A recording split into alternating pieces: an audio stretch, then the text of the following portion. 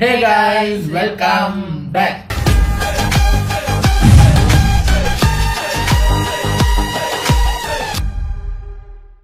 இன்னைக்கு நாங்க எந்த வீடியோ ரியாக்ட் பண்ண போறோம் அப்படின்னு பாத்தீங்கன்னா நம்ம ஷாஃபி ஜோன்ல இருந்து சீரியல் ட்ரோல் தான். நான் போன வாட்டி சொன்னேன்ல அடுத்த சீரியல் ட்ரோல் எதை எடுத்து வருவாரு அப்படின்ட்டு அந்த சொன்ன அந்த பொண்ணு டான்ஸ் ஆடிட்டு அது என்னன்னு எனக்கு தெரியல. இப்ப இவர் சொல்லும் போதுதான் நம்ம அதை புரிஞ்சுக்கணும். ஒவ்வொரு நாளும் அந்த பொண்ணோட டான்ஸ் வீடியோ வருது, அதே ஆடியன்ஸ் அதே ஸ்டேஜ், அந்த பொண்ணு மட்டும் ஒவ்வொரு நாளும் ஒவ்வொரு பாட்டுக்கு ஒவ்வொரு ட்ரெஸ்ஸை போட்டுக்கிட்டு ஆடுது. அது என்ன காம்படிஷன் எனக்கு தெரியல. எத்தனை நாள் நடத்துவாங்க? ஒவ்வொரு நாளும் அந்த மீம் பேஜ்ல பார்த்தா இவளை யாராவது நிறுத்த சொல்லுங்களேண்டா அப்படிங்கிற மாதிரி போடுறாங்க. என்னன்னு பார்த்தா அந்த பொண்ணு ஆடிக்கிட்டே இருக்கு. சொந்த கை காசை போட்டு ஃபர்ஸ்ட் பிரைஸ் தானே உனக்கு வேணும், வீட்டுக்கு போமா அப்படின்னு அதை வாங்கி கொடுக்கலாம் போல. என்ன கதை என்ன ஏதுன்னு தெரியல. அதான் இன்னைக்கு பார்க்க போறோம். இது ஒரு 19 minutes வீடியோங்கிறதுனால டக்குன்னு பார்த்துட்டு ரெடி. வணக்கம் my dear zone mates, welcome to Safi zone. நான் உங்க ஷஃபி அண்ட் இன்னைக்கு நம்ம பார்க்க போறது சீரியல் கொடுமைகள். ரெண்டாவது ட்ரெஸ் 3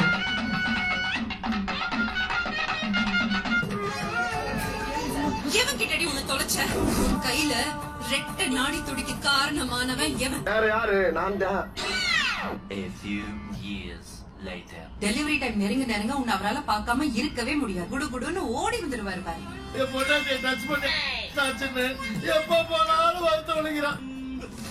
இவங்க 2 பேரும் எங்க இருக்காங்கன்னா ராதா எங்க? அங்கேப்பா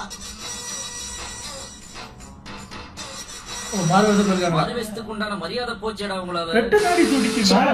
நீங்க அமிச்ச கமெண்ட்ஸ் எல்லாம் வச்சு சுவாரஸ்யமான கமெண்ட் எல்லாம் பொறுக்கி எடுத்து வந்திருக்கேன். பட் அதுக்கு முன்னாடி விஜய் ரியாக்ட்ஸ் அப்படிங்கிற ஒரு சேனல் வந்து ஆல்ரெடி டிலீட் ஆயிடுச்சு அப்படிங்கிறது பல பேருக்கு தெரியும். அதுக்கப்புறம் விஜய் ரியாக்ட்ஸ் 2.0 ஒரு சேனல் கிரியேட் பண்ணாப்புல அதுவுமே சில காரணத்தினால டிலீட் ஆயிட்டதுனால இப்போ ரீசெண்டா V4U அப்படின்னு சொல்லிட்டு ஒரு சேனல் நேம்ல கிரியேட் பண்ணிருக்காப்புல. நிறைய பேர் விஜய் ரியாக்ட் சேனல் என்னாச்சு ஏதாச்சுன்னா கேட்டுட்டு இருக்கீங்க. சோ அவர் சேனலோட லிங்க் நான் டிஸ்கிரிப்ஷன்ல கொடுத்திருக்கேன். சோ யாரெல்லாம் ஒரு சேனல் தேடிட்டு இருக்கீங்களோ, யாரெல்லாம் சப்போர்ட் பண்ணணும்னு நினைக்கிறீங்களோ மறக்காம அதை கிளிக் பண்ணி சப்ஸ்கிரைப் பண்ணி சப்போர்ட் பண்ணுங்க. சோ ஃபர்ஸ்டா சிவா பவி அப்படிங்கறவங்க கமெண்ட் பண்ணிருக்காங்க, ப்ரோ பாக்கியலட்சுமி சீரியல்ல இனியாவுடைய டான்ஸ் ப்ரோகிராம் வச்சு செம்ம காமெடி பண்ணிட்டு இருக்காங்க, அது என்னன்னு கொஞ்சம் பார்த்து செய்யுங்க அப்படின்னு சொல்லிட்டு.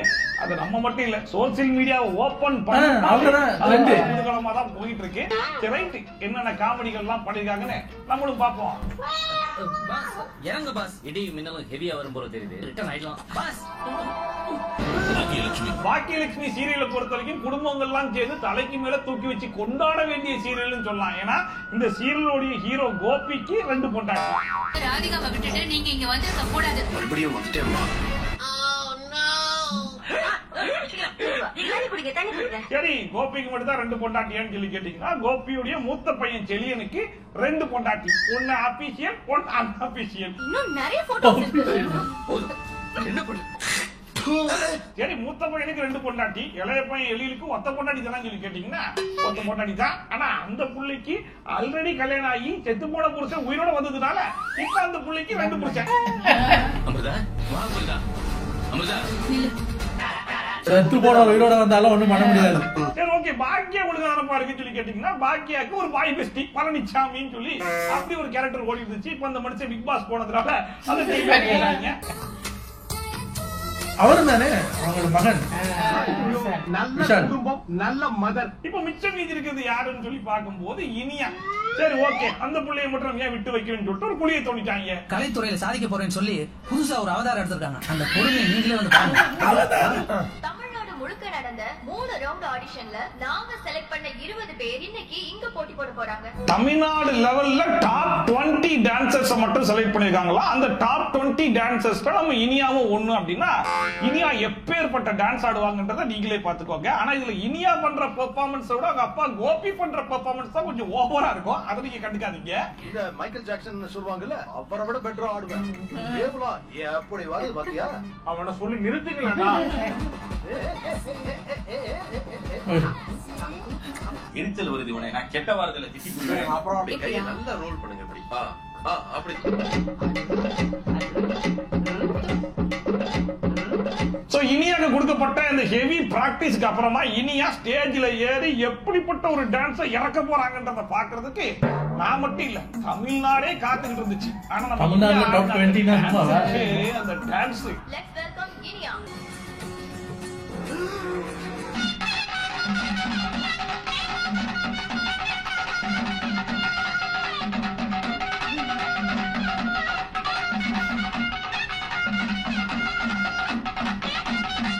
நல்லதானே இருக்கு.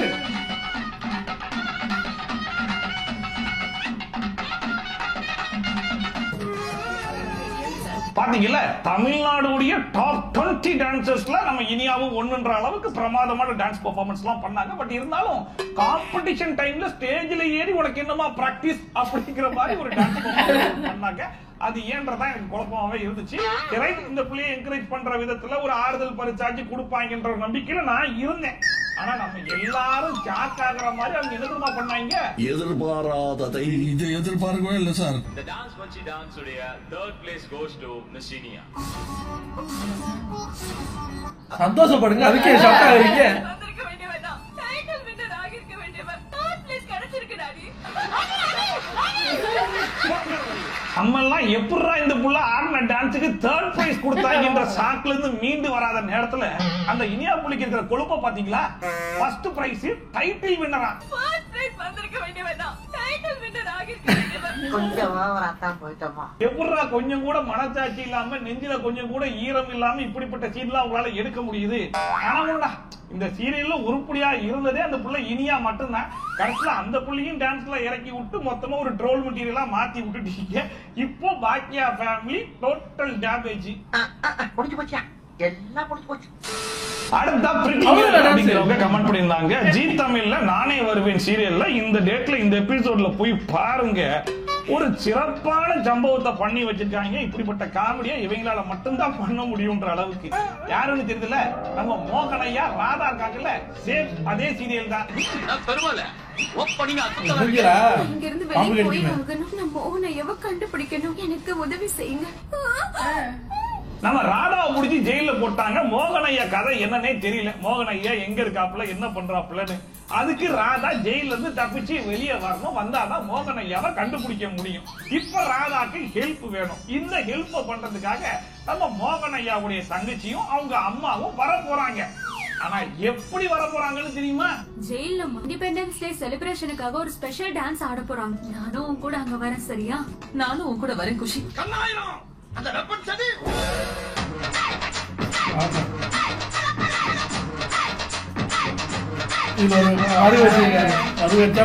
இங்கேயும் தட் சேம் பாவப்பட்ட மாறு வேஷம் தான். சரி இவங்களாச்சும் கொஞ்சம் உருப்படியா போட்டுப்பாங்களா அப்படின்னு சொல்லி பாத்தீங்கன்னா அதெல்லாம் நாங்க பண்ண மாட்டோம் அப்படிங்கிற பேர்ல நம்ம தமிழ் படம் சிவாக்கே டப் கொடுக்குற மாதிரி அவங்க அம்மா மூஞ்சில ஒரு மறு, கண்ணுல ஒரு கண்ணாடி, கர்லிங் ஹேர், அவ்வளவுதான். அது ஒரு மாறு வேஷம். அவங்க பொண்ணுக்கு ஹேர் ஸ்டைல மாத்தி கண்ணுல ஒரு கண்ணாடி போட்ட உடனே அவங்க ரெண்டு பேரும் யாருங்கிறதே ஊருக்கே தெரியாம போச்சாமா. ஆமா, நீங்க யாரு? இது யாரு? உங்க ஒய்ஃபா? என்னது ஒய்ஃபாவா? இத்தனைக்கும் டீச்சர்ஸ் வேற யாருமே வரல. இவங்க ரெண்டு பேரும் தான் டீச்சர்ஸ்ன்ற பேர்ல மாறு வேஷத்துல வந்திருக்காங்களாமா. சரி ஓகே, அட்லீஸ்ட் டீச்சர்ஸ் மாதிரி பொறுப்பா வச்சு நடந்துக்கணும்ல. ஸ்டூடெண்ட்ஸ் எல்லாம் இறங்கி அவனுங்க பாட்டுக்கு போயிட்டு இருக்கானுங்க. பஸ் கூட போயிடுச்சு. ஆனா இவனுக்கு ரெண்டு பேரும் அந்த இடத்துல அப்படி ரெண்டு வேடிக்கை பார்த்துட்டு இருக்காங்க.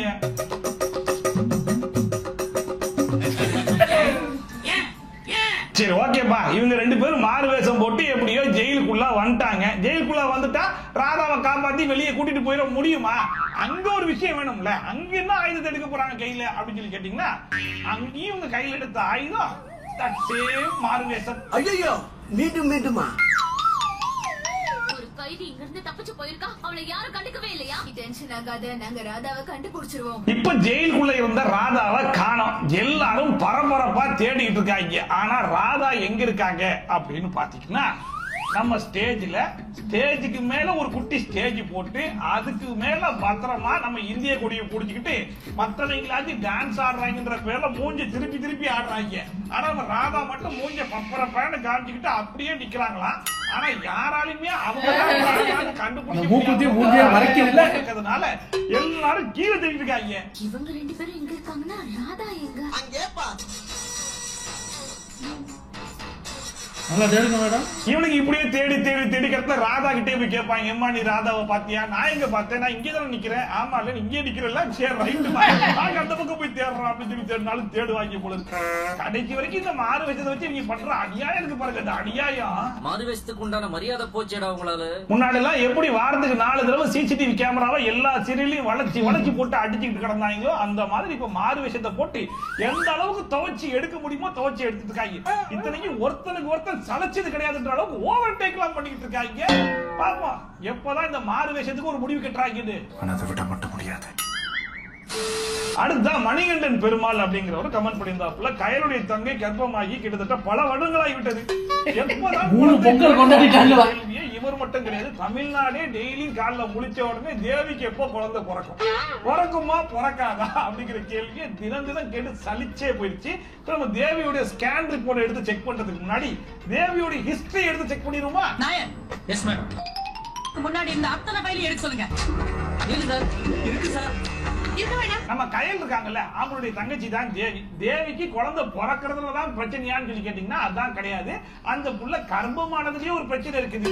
கல்யாணத்துக்கு முன்னாடியே ஒரு பையன் கூட அப்படி இருந்ததுனால அந்த புள்ள முன்னாடியே கர்ப்பம் ஆயிடுச்சு. அந்த கயல் கண்டுபிடிச்சு சரி ரைட்டுன்னு அந்த பையன் புள்ளி கூட கல்யாணம் பண்ணி அந்த புள்ளையை சேர்த்து வச்சிட்டாங்க. அது வேற கதை. ஆனா இந்த சீரியல் ஆரம்பிச்சு கரெக்டா 34வது எபிசோட்ல தான் தேவி கர்ப்பமானாங்க. அதாவது 2021ல. கிட்டடி உன்னை தொலைச்ச கையில ரெட்ட நாடி துடிக்க காரணமானவன் எவன்? யாரு? நான் தான். இப்ப 1000 எபிசோட தாண்டி போயிட்டு இருக்கு. பட் இன்னுமே தேவி புள்ளைக்கு ஒரு டேட்டா குறிக்கணும், அந்த புள்ள வவுத்துல இருக்கிற ஒரு புள்ளைய வெளியே எடுக்கணும் அப்படிங்கிற அக்கறை நம்ம டைரக்டர் சாருக்கு வரல. நம்ம டைரக்டர் சாருடைய ஃபுல் போக்கஸ் கயல் மேல மட்டுமே போயிட்டு இருக்குது. நம்ம போக்கஸ் குமுதாதான். இதுக்கு நம்ம தேவியோட ஹிஸ்டரியை புரட்டி பார்க்கும்போது 2021 34வது எபிசோட்ல கன்சீவ் ஆன நம்ம தேவிக்கு 2023 366வது எபிசோட்ல தான் ஃபர்ஸ்ட் தலப்பொங்கலை நடத்திருக்காங்க. அப்பதான் அவங்களுக்கு வாழ்த்துக்களும் சொல்லியிருந்தாங்க. தேவிக்கு போன் பண்ண பொங்கல் வாழ்த்து சொல்லணும். அத பார்க்கும்போது சரி ரைட், இந்த பொங்கல் முடிச்சு எப்படி ஒரு 2-3 மாசத்துலயாச்சும் டெலிவரி பாத்துருவாங்க நம்ம டைரக்டர் சார் அப்படிங்கிற நம்பிக்கையோட நம்ம பாத்துட்டு இருந்தோம். அப்புறம் தான் எனக்கு தெரிஞ்சதுங்க அவங்க என்ன ஏமாத்திருக்காங்க. கடைசி வரைக்கும் தேவியோட குழந்தை தேவி வவுத்துக்குள்ளே தான் இருந்துச்சு. வவுத்துக்குள்ளேயே இருந்தது கூட பரவாயில்லங்க. ஆனா அந்த வயிறு கொஞ்சமாச்சும் வீங்கி பெருசா வெளியே வந்திருக்கலாம்ல. ஆனா கடைசி வரைக்கும் அந்த வயிறு பிளாட்டாவே தான் இருந்துச்சு. சபாஸ் மாமா. சரி எல்லாத்தையும் கூட விட்டுறலாங்க. ஆனா இப்ப ரீசெண்டா நம்ம கயலுக்கே கல்யாணம் ஆச்சுல, அவன் அண்ணங்கார கூட வவுத்துல குத்த வாங்கிட்டு மெய்யழகன் படத்துல ஓட்டிட்டு இருந்தாங்க. முடிஞ்சு கடத்துல இப்போ 1009வது எபிசோட்ல கயலுக்கே வந்து தலை பொங்கல் கொண்டாட ஆரம்பிச்சிட்டாங்க. ஆனா இன்னும் அவங்க தங்கச்சி தேவி கர்ப்பமாவே தான் இருக்காங்க. தலை பொங்கல் வாழ்த்துக்கள். கிட்டத்தட்ட 2021ல இருந்து இப்ப 2025 வரைக்கும் அந்த தேவி புள்ள ஒரே புள்ளைய வயித்துல வச்சுக்கிட்டு அவன் புருஷக்காரன் பாவமா இல்லையா? அவன் எப்ப அடுத்த புள்ளைக்கு பிளான் பண்ணதுன்னு தெரியல. இதுல வேற நம்ம சப்ஸ்கிரைபர் கமெண்ட் பண்றாங்க, தேவி கர்ப்பமாகும் போது தான் நானும் கர்ப்பமானேன். கிட்டத்தட்ட இப்ப என் புள்ள வளர்ந்து ஸ்கூலுக்கு எல்லாம் போக ஆரம்பிச்சு. ஆனா தேவி புள்ள இன்னும் வகுத்துல அவசரம். எப்பேற்பட்ட குழந்தை, கண்டிப்பா இதுக்கு கின்னஸ் ரெக்கார்டே கொடுக்கலாம் போலன்ற அளவுக்கு கொண்டு போயிட்டு இருக்காங்க டைரக்டர் சார். 10 மாசம்ங்கிறத 10 வருஷம் உன்னை அவரால பார்க்காம இருக்கவே முடியாது. குடுகுடுன்னு ஓடி வந்துருவாரு பாரு. இந்த தேவி பிள்ளைக்கு எனக்குதான் ஒரு வழி பிறக்கும் அப்படிங்கிற மாதிரி நம்ம யோசிச்சு இருக்கும்போது தேவி பிள்ளைக்கு வழி வந்துருச்சுடா அப்படிங்கிற மாதிரி டாக்டர் சார் நம்ம வகுத்துல பால காட்டிட்டாப்ல. அநேகமா இந்த வருஷத்துக்குள்ள இன்னும் 2-3 வருஷத்துக்குள்ள எப்படியும் அந்த குழந்தையை பெற்றுருவாப்புல. இல்ல அநேகமா அவர் வந்து இந்த சீரியல முடிக்கிற அன்னைக்கு தான் தேவிக்கு குழந்தை பிறக்கணும் அப்படிங்கிற மாதிரி சென்டிமெண்டா வச்சிருந்தாலும் நம்ம ஆச்சரியப்படுறதுக்கு இல்ல. அடுத்த ஸ்டீஃபன் அப்படிங்கிறவர் கமெண்ட் பண்ணிருக்காப்ல, விஜய் டிவில புதுசா ஒரு சீரியல் வந்திருக்கு. இந்த சீரியலுடைய ப்ரோமோ ஆல்ரெடி வந்த சீரியல் இருக்கு அப்படிங்கிற மாதிரி சொல்லிருக்காப்ல. சோ அது என்ன சீரியல், என்ன ப்ரோமோ, என்ன கதை, என்ன ஏதுன்னு பாத்துருவோமா? ஒழுங்கா புரியுற மாதிரி சொல்லு. டீடைலா சொல்ற, எல்லாத்தையும் தெளிவா கேட்டுக்கோ. என்னோட கனவு ஆசை நம்ம எல்லாத்தையும் ஒண்ணா பாத்துக்கலாம். பாத்தீங்களா, பள்ளி கூட சத்தம் போடுதுங்க. 2 நாளா பணத்தை கொடுத்துட்டு நான் நகையை திரும்ப வாங்கிக்கிறேன். தொண்டை அடிச்சு பஸ்ட் அவுட் ஆகி வெளியே வருது. ஆசையை மட்டும் பகிர்ந்துக்கிறது காதல் இல்ல, கடமையை பகிர்ந்துக்கிறதும் காதல் தான். இது விஜய் டிவில புதுசா வரப்போற தனம் அப்படிங்கிற சீரியலுடைய ப்ரோமோ. இந்த ப்ரோமோ மூலியமா இவங்க என்ன சொல்ல வராங்க அப்படின்னு சொல்லி பார்த்தா, புதுசா கல்யாணம்னா ஒரு புருஷன் பொண்டாட்டி 2 பேருக்கும் பல லட்சியங்கள் இருக்கு, பல பொறுப்புகள் இருக்கு. இது எல்லாத்தையுமே 2 பேருமே சேர்ந்து பார்க்கலாம் அப்படின்னு சொல்லி பேசிட்டு இருக்கிற சமயத்துல அந்த பைப்புல மட்டும் தனியா விட்டுட்டு போயிட்டான். அதனால இந்த புள்ள நான் உனக்கும் சேர்த்து எல்லா பொறுப்புகளையும் பாக்குறேன்டா அப்படின்னு சொல்லிட்டு பார்க்க போறாங்க. இதுதான் இந்த சீரியலுடைய ஒன்லைன் அப்படிங்கிற மாதிரி காமிச்சிருக்காங்களா? சரி, ரைட். இப்போ இந்த ப்ரோமோவையும் பாருங்க. இருங்க, எனக்கு ஒரு டவுட். இவங்க 2 பேரும் அந்த ஃபர்ஸ்ட் நைட் ரூம்ல பேசிட்டு இருக்கும்போது கடங்காரன் அந்த நைட்ல வந்து ஃபர்ஸ்ட் நைட் ரூம்ல அந்த கதை வாடிச்சு கிடு கிடு கிடு கிடு. அதான் எனக்கு நான் அப்புறம் யோசிச்சுட்டே இருக்கேன், இது என்ன இந்த வீட்டு டிசைன் எப்படி இருக்கு? மெயின் கதவை திறந்தோடனே ரூம் தானா இல்ல என்ன ஏது? பாருங்க பாருங்க பார்க்கலாம் பார்க்கலாம்.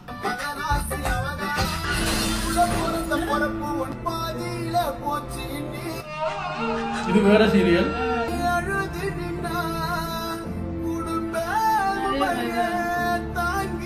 இது ஜீ தமிழ்ல வீராங்கிற சீரியல் போயிட்டு இருக்கு இல்லையா, அந்த சீரியல ஆரம்பிக்கும் போது போட்ட ப்ரோமோ.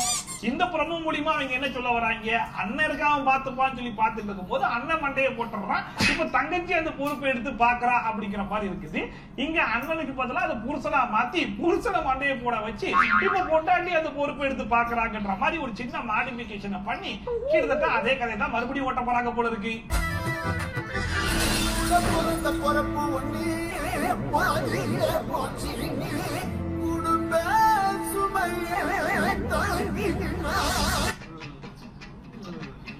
இப்ப ஹீரோக்களை நம்ம சொல்றாங்க. கமெண்ட் பண்ணியிருந்தாப்ல, அண்ணா பவித்ரா சீரியல்ல இந்த எபிசோட்ல போய் பாருங்க, செம்ம காமெடியா ஒரு சம்பவத்தை பண்ணி வச்சிருக்காங்க அப்படின்னு சொல்லிட்டு. என்ன காமெடியா இருக்கும், வாங்க பாத்துருவோம். என்ன ஜெயிலுக்கு அனுப்பிட்டு இது ஒரு ஹீரோக்கும் வில்லனுக்கும் உண்டான ஒரு ரண கொடூரமான ஒரு சேசிங் சீன் அப்படிங்கிறதுனால ரொம்பவே பயங்கரமா தான் இருக்கும். சோ முடிஞ்ச அளவுக்கு யாரும் சிரிக்காம இந்த சீனை பாக்குறதுக்கு முயற்சி பண்ணுங்க. சிரிக்க கூடாது. அவன் வரத்துக்குள்ள போய் கூட்டிட்டு போயிடுறான். அந்த புள்ளைய கூட்டிட்டு போயிருப்பா அப்படின்னு சொன்ன நேரத்துக்கு இவரே அந்த புள்ளைய கூட்டிட்டு போயிருந்தா கூட தப்பிச்சிருக்கலாம். ஆனா அது அனாவசியமான விஷயம். வர வரைக்கும் வெயிட் பண்றது தான் டீசென்டான விஷயம் சொல்லிட்டு வில்லங்கன்ல மாட்டி அதுக்கப்புறமா ஓடினாதான் சுவாரஸ்யமா பரபரப்பா இருக்கும்னு பண்ணதெல்லாம் ஓகே தான். ஆனா கடைசியில ஒரு காமெடி ஒண்ணு பண்ணிருப்பாங்க பாருங்க.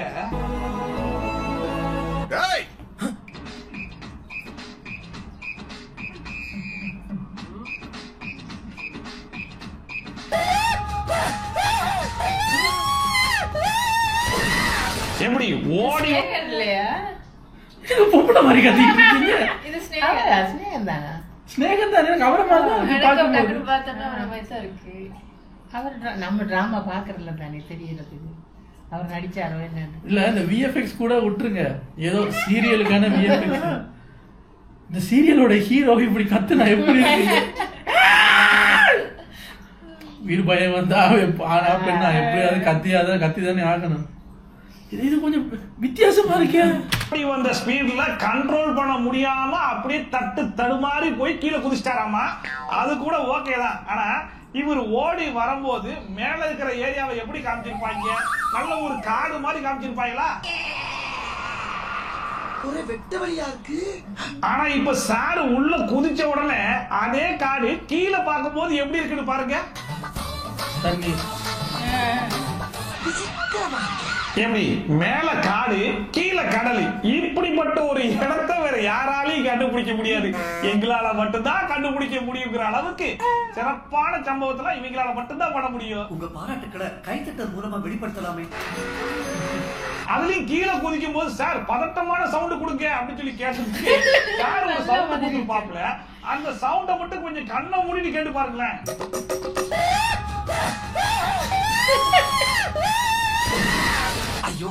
பெண்ணுக்கு பேய் பிடிச்ச மாதிரி இருக்கு. சவுண்ட கண்ணை மூடிட்டு கேட்கும் போது எப்படி இருந்துச்சுட்டு என் வாயால சொல்ல வேணாம், நீங்க சொல்லுங்க கமெண்ட் செக்ஷன்ல, நான் பார்த்து தெரிஞ்சுக்கிறேன். கமெண்ட் செக்ஷன்ல பாருங்க அசிங்கமா கழுவி ஊத்துறாங்கன்னு. அடுத்த சுப்புராஜ் மீனா அப்படிங்கிறவங்க என்னுடைய Facebookக்கு மெசேஜ் அனுப்பிச்சிருந்தாங்க. ப்ரோ கார்த்திகை தீபம் அப்படிங்கிற சீரியல்ல இந்த டேட் எபிசோட்ல போய் பாருங்க. ஒரு படத்துல இருந்து வழக்கம் போல ஒரு சீனை எடுத்து அப்படியே ஏடிச்சாங்க காப்பியா அடிக்க வச்சிருக்காங்க அப்படின்னு சொல்லிட்டு அது என்ன படம் என்ன சீன்னு பாத்துருவோமா? ஓகே டேக் அந்த மரத்தை நாங்க காலங்காலமா தெய்வமா வழிபட்டுட்டு வரோமா. இந்த பொண்ணு கார் ஓட்டுற பேர்ல இந்த மரத்துல வந்து இடிச்சிட்டா அதுக்கு ஒரு சடங்கு செய்ய வேண்டியது இருக்கு. என்ன சடங்கு? அந்த பொண்ணு கோவிலை சுத்தி நிர்வாணமா வரணும் மேடம். ஐயோ சாமி வந்துச்சு. இந்த சீனை பல வருஷத்துக்கு முன்னாடியே ஒரு படத்துடைய டைரக்டர் கார்த்திகை தீபம் சீரியல் இருந்து சுற்றுக்காரு அப்படின்னு சொல்லி சொன்னா உங்களால நம்ப முடியுமா? பாருங்க அந்த கொடுமையை நீங்களே பாருங்க. இது எங்க குலதெய்வம். அந்த பொண்ணு காரை கொண்டு வந்து ஆட்டா மேல மோதிருச்சு. அந்த மரத்தை நாங்க காலங்காலமா தெய்வமா வழிபட்டுட்டு வரோமா. அதனால ஆட்டா போட்டிட்டு பூசாரி மேல சாமியா வந்து பரிகாரம் கேக்குது. என்ன சடங்கு? அந்த பொண்ணு கோவிலை சுத்தி நிர்வாணமா வரணும் மேடம். வந்து முழு நிர்வாண பூஜை நடத்தினா தான் ஆட்டா அரங்குன்னு சொல்லிருச்சு. ஐயோ சாமி வந்துச்சு.